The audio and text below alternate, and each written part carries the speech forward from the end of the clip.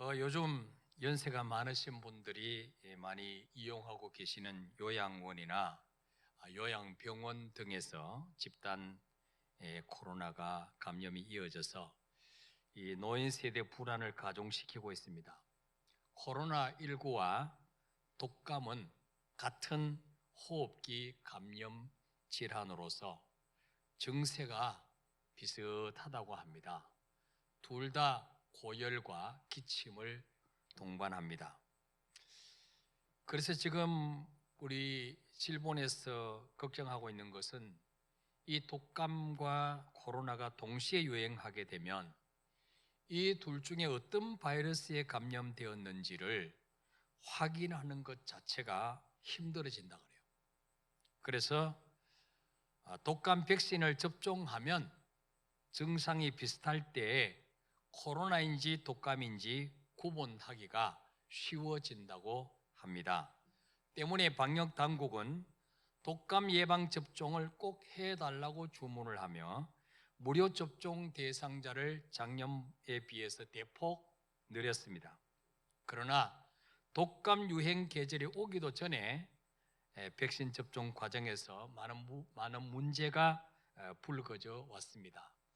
운반 과정에서 백신을 상온에 노출을 했다든지 또 백색 침전물 발견 등으로 상당량의 백신이 폐기 처분되고 접종이 중단이 되더니 급기야는 많은 사망자까지 나오게 되었습니다. 지난 금요일 23일 오후 1시 기준으로 독감 백신을 맞고 난 후에 무려 36명의 사람들이 갑자기 숨을 거두는 이런 일들이 뉴스에 나오고 있습니다.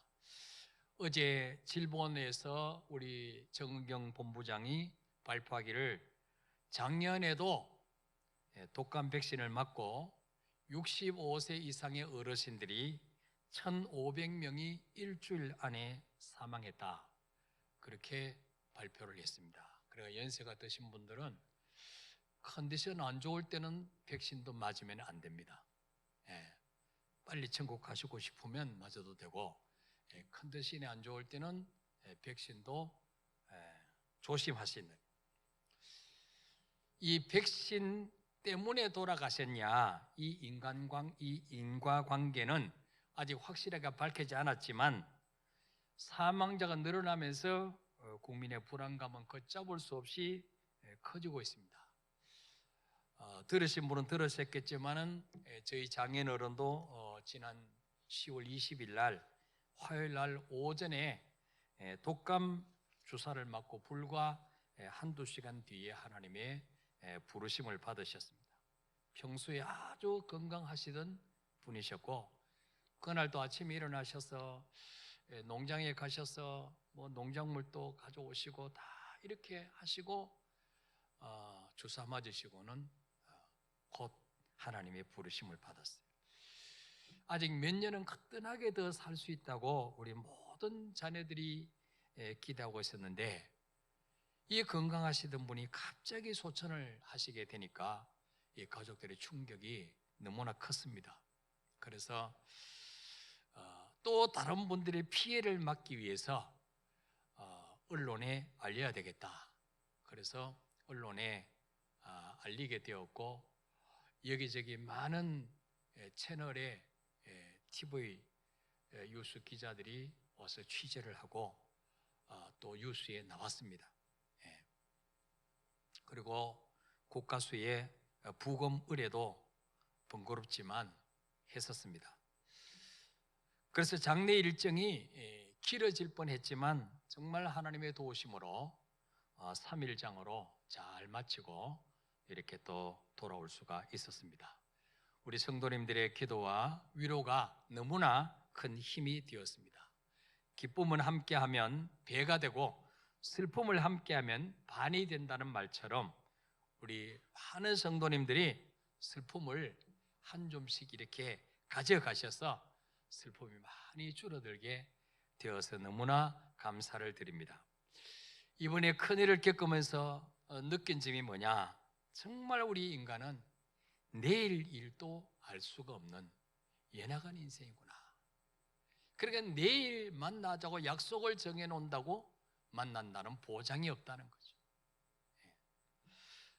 우리가 과거에 오랫동안 많이 불렀던 복음성가입니다마는 내일일은 난 몰라요, 하루하루 살아요, 불행이나 여행함도 내 뜻대로 못해요, 험한 이 길 가고 가도 끝은 없고 고뇌요, 주님 예수 팔림이사 내 손 잡아 주소서.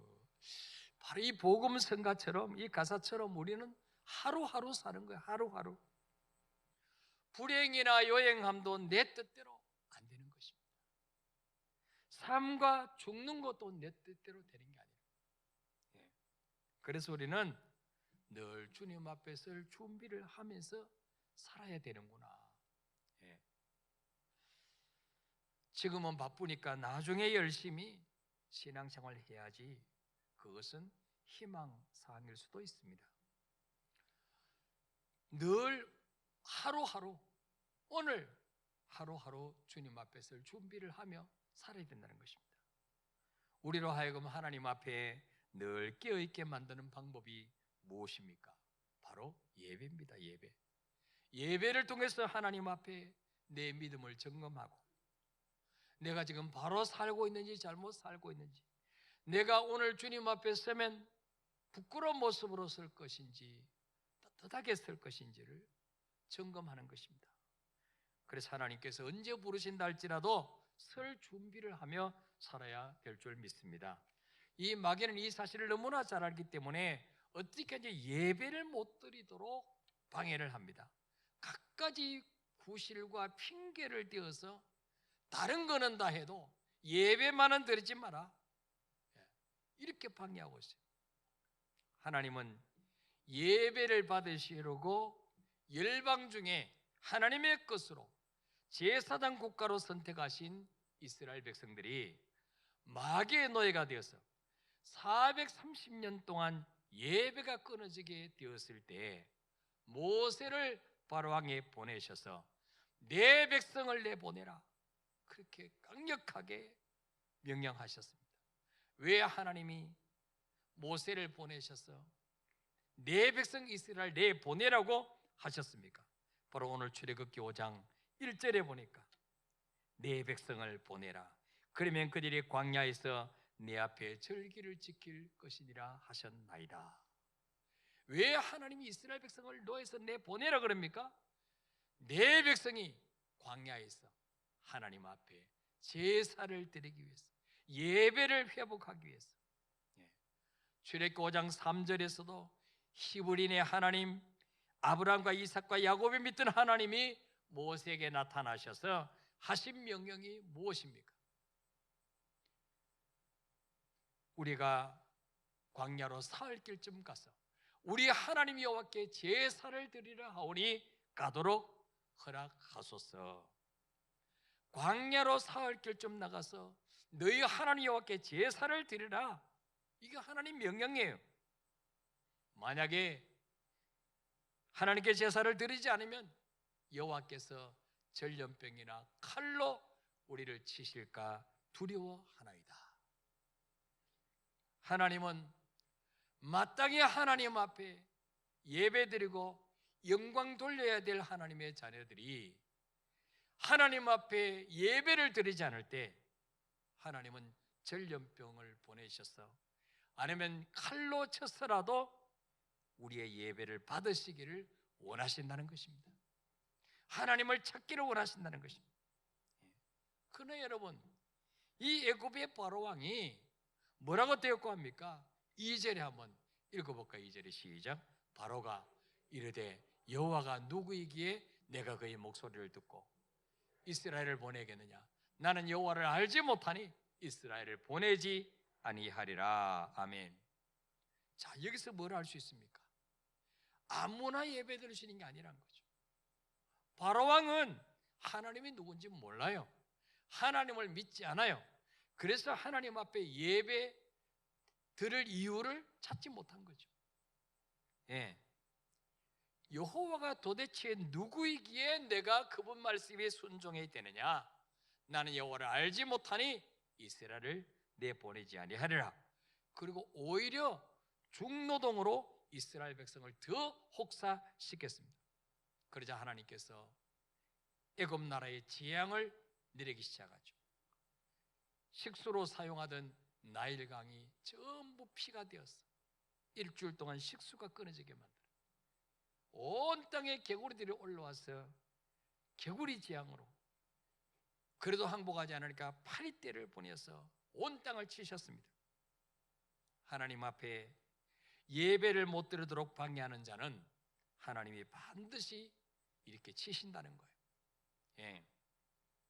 자, 그러자 바로왕이 너무 괴로워서 모세와 아론을 불러서 타협안을 제시합니다. 바로 출애굽기 8장 25절 말씀 읽어볼까요? 시작. 바로가 모세와 아론을 불러 이르되 너희는 가서 이 땅에서 너희 하나님께 제사를 드리라. 아멘. 따라합시다. 이 땅에서 너희 하나님께 제사를 드리라. 예. 자, 모세는 우리를 보내주십시오. 광야길로 사흘 길 좀 가서 하나님 앞에 제사를 드리겠습니다. 그랬더니 하나님이 누군데 그분께 제사를 드려 내가 너희를 보내겠느냐? 택도 없는 소리 하지 마라. 근데 계속 지향으로 못 살게 되니까 좋다. 그러면 제사 드리라. 근데 뭐요? 이 땅에서 드리라. 굳이 광야까지 갈 필요가 뭐냐? 이 땅에서 제사 드리라. 예. 굳이 교회까지 가서 예배 드릴 필요가 뭐냐? 집에서 드리라. 예. 지금도 3,500년 전의 막이나 지금 막이나 똑같습니다. 예. 하나님은 신명기 12장 5절에서 뭐라고 명령하셨습니까? 시작. 오직 너희 하나님 여호와께서 자기의 이름을 두시려고 너희 모든 지파 중에서 택하신 곳인 그 계실 곳으로 찾아 나아가서. 아멘. 하나님은 아무 데서나 예배 드리는 게 아니고 자기의 이름을 두시려고 너희 모든 지파 중에서 택하신 곳인 그 계실 곳으로 찾아 나가서 예배 드리라. 하나님이 선택해 놓은 장소가 있다는 거예요. 그곳이 바로 성소입니다. 성전입니다. 현대 성경에서는 이 말씀이 이렇게 번역하고 있습니다. 오직 여러분의 하나님 여호와께서 이스라엘의 모든 지파들 가운데서 성소로 지정하실 바로 그 한 곳으로만 찾아가야 합니다. 주께서는 그곳에서만 여러분을 만나 주실 것입니다. 아무 데서나 만나 주시는 게 아니고 여러 지파 가운데서 하나님이 성소로 지정하실 바로 그 한 곳, 거기서 예배 드리라고. 그곳에서 하나님이 기다리고 그곳에서 하나님 우리를 만나 주시겠다 약속하고 있어요. 또 6절에도 뭐라 말씀합니까? 너희의 번제와 제물과 11조와 너희 손으로 이렇게 번쩍번쩍 들어서 드리는 곡식닭 같은 곡식단으로 드리는 이런 제사, 너희의 서원제, 낙헌 예물, 양과 소 처음 난 거, 이것도 뭡니까? 그냥 너희 집에서 그냥 드리는 게 아니고 너희는 그리로 가져다가 드려라. 가져다가. 예. 여러분 구약시대에 또 신약시대에도 제사 드리러 예루살렘까지 가야 돼요. 예루살렘 성전까지 양을 몰고 소를 몰고 산을 넘어서 몇 날 며칠을 가야 됩니다. 얼마나 번거롭게 힘들겠어요. 집에서 그냥 소를 잡아서 제사 드리면 안 됩니까? 하나님은 아니다. 반드시 제물도 성전에 가지고 와서 내게 드리라. 그래야 내가 받겠다. 그렇게 말씀하셨습니다. 자, 현대 성경에는 여러분은 모든 제물을 그곳으로만 가져다가 바쳐야 합니다.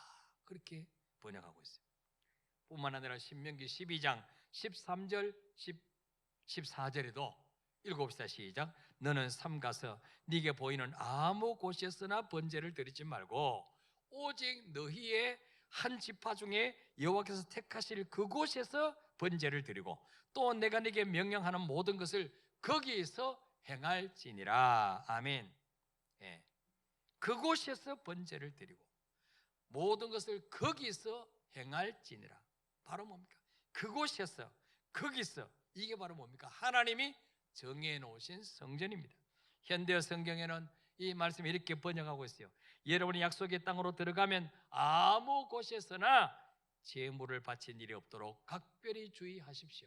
여러분은 하나님께서 이스라엘 지파들 가운데 선택하여 주님의 성소로 지정하실 바로 그 한 곳으로만 찾아가서 번제물도 바치고 모든 예물도 바쳐야 합니다. 그렇게 기록하고 있습니다. 다시 말하면 우리가 일상생활하는 장소와 하나님께 예배드리는 장소를 구별하라는 거예요. 구별하라. 예. 여러분, 우리가 학생 때, 지금 학생들도 집에서 공부하면 공짜로 공부할 수 있어요. 근데 왜 굳이 독서실에 돈 주고 가서 공부합니까? 그래야 집중력이 생겨요. 그래야 공부가 잘 돼요. 집에서는 공부가 안 돼요. 그래요, 안 그래요, 여러분? 공부 못 하신 분들은 이거나 저거나 같지만 그래도 좀 하신 분들은 이제 독서실에 가서 거기서 밤새우고, 예, 그러잖아요. 여러분 집에서 그냥 편안한 차림으로, 그냥 잠옷 차림으로, 그냥 부시시하게 화장도 안 하고 머리도 안 감고 그렇게 예배 드리는 것, 그냥 잠도 덜 깨가지고 그렇게 예배 드리는 것과 미리 일어나서 세수하고 샤워하고 옷 갈아입고, 예? 화장하고 이래서 교회 나서 예배 드리는 것과 이 마음가짐이 같아요? 틀려요? 틀려요? 확실합니까? 네. 틀리죠. 같으면 그거는 뭐 사람이 아니죠. 네. 여러분, 새벽에 추운데 왜 굳이 교회 와서 기도합니까? 집에서 이불 뒤집어 쓰고 주여 하지 그냥. 금방 잠들어요. 그렇게 한번 해보세요. 새벽에 일어나서 집에서 기도한다고 한번 해보세요. 금방 잠듭니다. 예. 여러분, 옛날에는요 방도 그냥 뭐 하나, 아니면 좀 잘 사는 사람 2개 이렇게 살았어요. 그래서 안방에서 밥상 들고 와서 안방에서 밥도 먹고 또 밥상 치우고 이불 펴서 거기서 잠도 자고 또 밥상 치우고 나면 애들이 거기 엎드려서 책 펴놓고 공부도 하고, 예. 그리고 손님이 오면 또 안방에 와서 맞이하고, 예. 심지어 저녁에는 뭐요? 안방에 요강을 갖다 놓고 거기서 소변도 보고, 추운데 애들 설사한다고 여기서 싸라. 그리고 안방에서 요강에다가 대변도 받습니다. 그러니까 안방이 밥 먹을 때는 식당이고 잠잘 때는 침실이고 애들 공부할 때는 공부방이고 손님 오면 접견실이고 또 밤에는 화장실로 바뀌고 회의실도 되고 아주 다용도로 썼습니다. 그런데 여러분, 요즘 어떻습니까? 식사할 때 안방에 상 들고 가서 안방에서 식사하는 분 계십니까 혹시? 예, 주방에서 따로 식사하시죠. 예. 아이들 안방에서 공부합니까? 엎드려가지고? 그 나이 하나도 없죠. 다 자기 방에 들어가서 책상에 앉아서 공부방이 따로 있어요. 안방에서 손님 접견합니까? 예, 거실에서 다 접견하죠. 여러분, 안방에 요강 갖다 놓고 소변 보는 분 있습니까? 요즘 그런 분이 없어요. 예. 다 이게 용도가 달라요. 안방, 거실, 주방, 애들 공부방 다 따로 있어요. 하나님께 예배 드리는 것도 좀 번거로운 것 같고 대가를 지불하더라도 하나님이 구별해 놓으신 성전에 와서 예배를 드리라는 것입니다. 우상 숭배하는 사람들은 높은 산에 올라가서 때로는 오래된 고목, 한 100년 돼서 속이 다 썩어서 이렇게 텅 빈 그런 고목 나무 밑에서 물을 떠놓고 빕니다. 또 우리 어릴 때는 할머니들이 장독대 앞에서 거기 아침 되면 찬물 떠놓고 우리 군대 간 아들 무사히 돌아오게 해달라고 그 빌잖아요. 예. 우상 숭배하는 데는 정해진 장소가 없어요. 아무 데서나 그냥 하는 거예요. 근데 우리 하나님은 아무 데서나 예배를 받는 것이 아니라 이 세상과 구별된 곳, 하나님이 만나시겠다고 약속한 지정해 놓으신 성전에 와서 예배를 드리라, 그렇게 명령하신 거예요. 예. 이 바로왕이 모세 아론을 불러서 굳이 광야까지 별나게 갈 필요가 뭐 있느냐, 이 땅에서 너희 하나님께 제사를 드리라. 그러자 모세가 뭐라고 말합니까? 출애굽기 8장 26절 한번 읽어볼까? 시작. 모세가 이르되 그리함은 부당하니이다. 우리가 우리 하나님 여호와께 제사를 드리는 것은 애굽 사람이 싫어하는 바인즉 우리가 만일 애굽 사람의 목전에서 제사를 드리면 그들이 그것을 미워하여 우리를 돌로 치지 아니하리까. 아멘. 바로왕이 이 땅에서 예배 드리라 그랬더니 모세가 그리함은 부당하니이다. 단호하게 모세는 왕이여 그렇게는 할 수 없습니다. 딱 잘라버립니다. 왜 그러냐? 이스라엘 백성들은 하나님께 제사할 때 소나 양을 잡아서 각을 떠서 피를 흘리고 그거를 제단을 만들어 놓고 그 위에 올려놓고 불로 태워서 번제를 드립니다. 화목 제물을 드리는 것입니다. 근데 애굽 사람들은 소가 신이에요. 양이 신이에요. 자기들이 섬기는 신을 죽여가지고 불에 태워서 하나님께 예배 드린다. 그러면 애굽 사람들이 가만히 있겠습니까? 돌로 치지 않겠냐 그 말이죠. 지금 저 인도나 미개한 나라 가면 여전히 소를 신으로 섬겨요. 그래서 인도 같은 나라는 소들이 농장 밭에 들어가서 다 뜯어먹어도 쫓아내지를 못해요. 왜? 신이 우리 밭에 오셔서 잡수시는데 감히 누가 나가라 그러겠어요. 소들이 길거리에 도로로 다녀도 자동차가 빵빵 소리를 하질 못해. 신이 지금 거기 납셨기 때문에.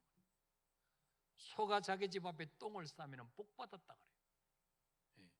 이런 미개한 나라가 많다는 거예요. 애굽이 그랬습니다. 그러면서 27절에 모세가 뭐라고 말하느냐? 우리가 사흘 길쯤 광야로 들어가서 우리 하나님 여호와께 제사를 드리되 우리에게 명령하시는 대로 하려 하나이다. 우리가 사흘 길쯤 광야로 들어가서 우리 하나님 여호와께 제사를 드리되 하나님이 우리에게 명령하시는 대로 하겠습니다. 이렇게 말했습니다. 여러분, 이 모세의 신앙적인 태도를 보십시오. 바로왕이 자기를 죽일 수도 있습니다. 그러나 모세는 하나님 앞에 한치의 양보도 하지 않습니다. 한치도 타협하려고 하지 않습니다. 우리는 하나님께서 들어가라는 광야로 들어가서 하나님께서 우리에게 명령하시는 대로 하겠습니다. 이것이 바로 뭐예요? 말씀 중심의 신앙. 말씀 중심의 신앙. 오늘날 많은 성도들이 자기 생각대로 예수 믿습니다. 자기 기분대로 믿습니다. 자기 감정대로 예수 믿습니다.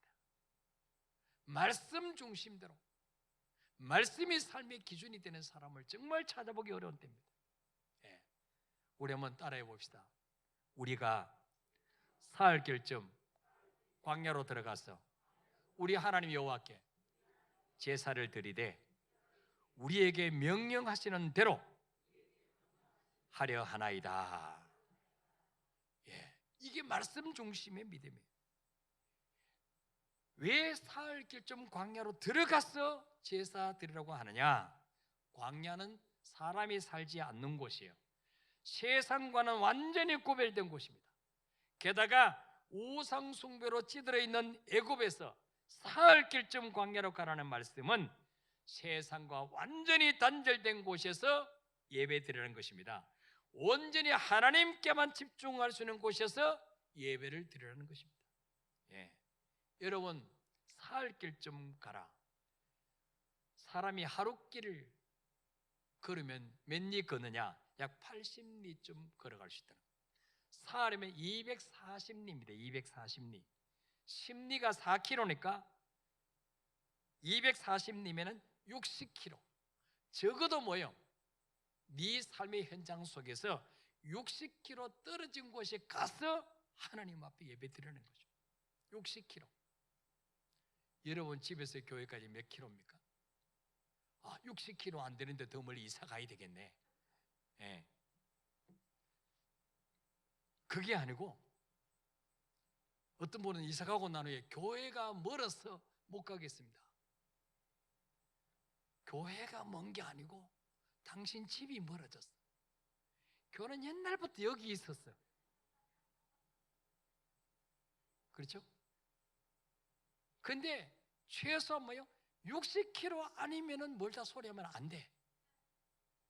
왜? 주님이 살 길 좀 광야로 가서 예배드리라 그랬으니까. 예.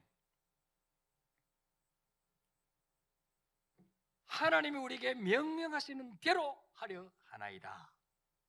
정부에서 명령하는 대로가 아니라 직장 상사나 불신 남편에는 어떤 사람의 명령대로 하는 것이 아니라 하나님의 사람들은 하나님의 명령대로 행하는 사람이 바로 하나님의 사람입니다. 그럴 때 하나님이 내 인생을 책임져 주시는 거예요. 여러분, 다니엘도 하나님의 이 왕의 법령이 선포되었습니다. 지금부터 30일 동안 왕 외에 어떤 신을 찾거나 누구에게 무엇을 구하거나 예비하면 사자굴에 던져넣겠다. 왕의 준엄한 명령이 선포되었지만 다니엘은 여전히 성전을 향한 창문을 열고 전에 하던 대로 하루 3번씩 하나님 앞에 예배를 중단하지 않았다 그랬어요. 그러다가 그 대적들에게 발각돼서 사자굴에 던져졌지만 하나님은 그를 건져주셨습니다. 책임져 주셨습니다.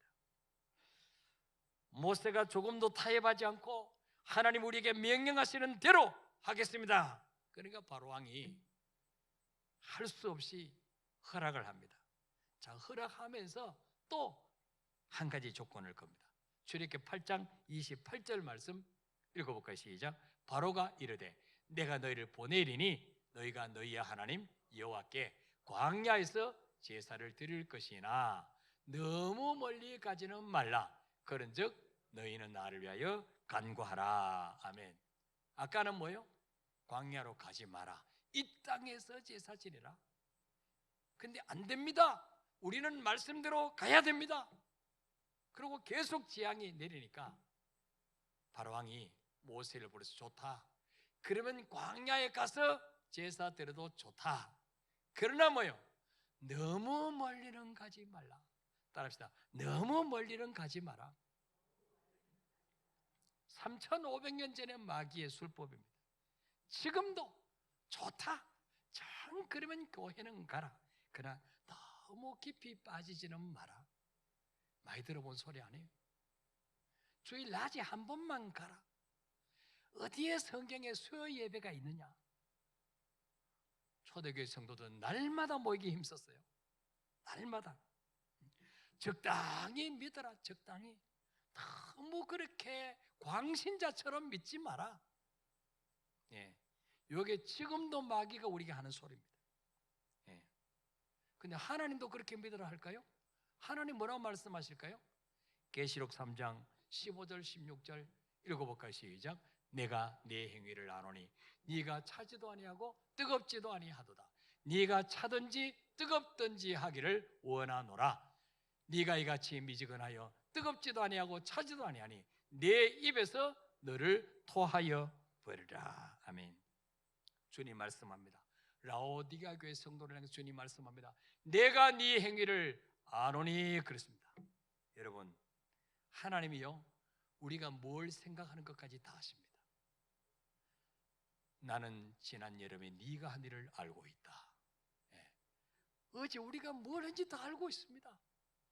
그분이 전능하신 분이니까. 눈을 지으신 자가 보지 아니하시랴? 귀를 지으신 자가 듣지 아니하시랴? 우리 말소리 다 듣고 계십니다.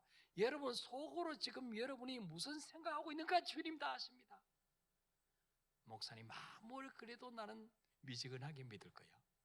이렇게 생각하는 것까지 다 알고 계신단 말이에요. 내가 네 행위를 아노니 네가 차지도 아니하고 뜨겁지도 아니하도다. 네가 차든지 뜨겁든지 하기를 원하노라. 그렇지 않으면 미지근해서 뜨겁지도 차지 아니하면 내 입에서 너를 토하여 버리겠어. 내 입에서 너를 토하여 버리라. 이 말은 무슨 말이에요? 적당히 믿어서는 구원 못 받는다는 거예요. 천국 가기가 그렇게 쉬울까요?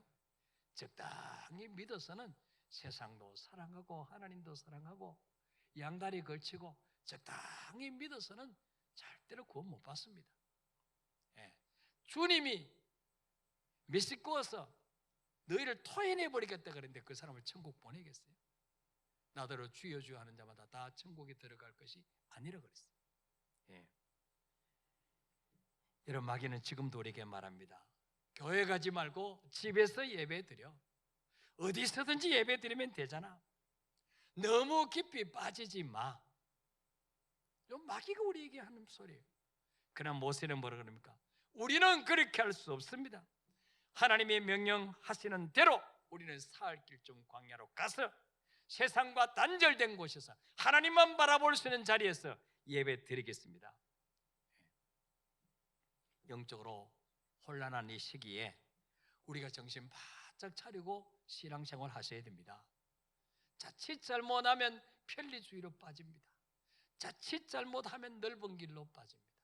편한 길로, 쉬운 길로 빠집니다. 여러분, 저는 우리 장인어른이 적어도 몇 년은 더 사실 줄 알았어요. 왜냐하면 혈압도 없었죠. 당뇨도 없었죠. 기저질환이 하나도 없었어요.